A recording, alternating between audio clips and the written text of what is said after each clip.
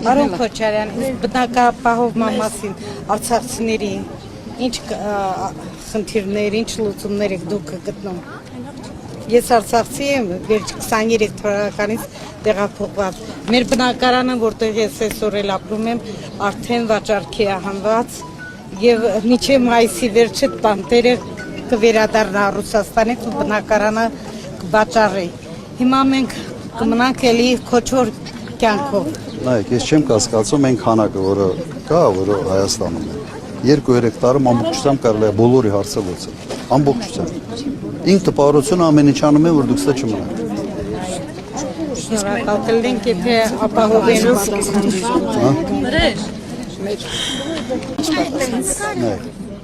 Ամենից հեշտ հարցի լուծումը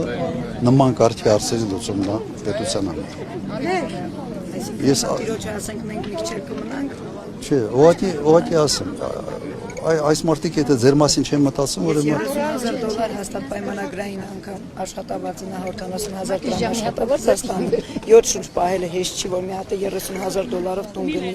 իր ուժերով, իսկ իր տունը քանդվող։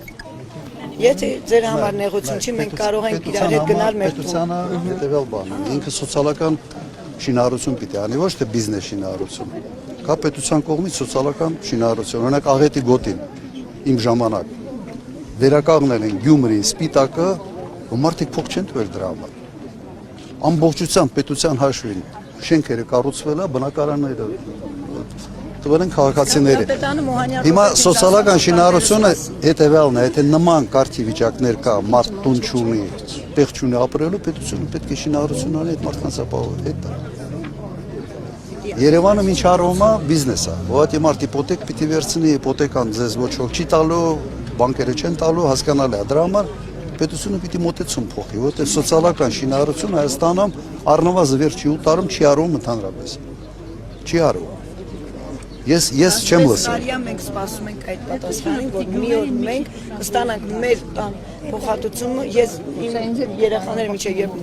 ապրեն ուրիշ տան այդ տանը մնանենք։ Մենք ուրիշ տուն մեր հիմունքներով մի թեթե վերանորոգենք, որ մեր երեխաները ձև ասած պետությունը պետք է այդ հարցերը լուծի։ Եթե պետությունը չի լուծում, ուրեմն իր տեղը չի։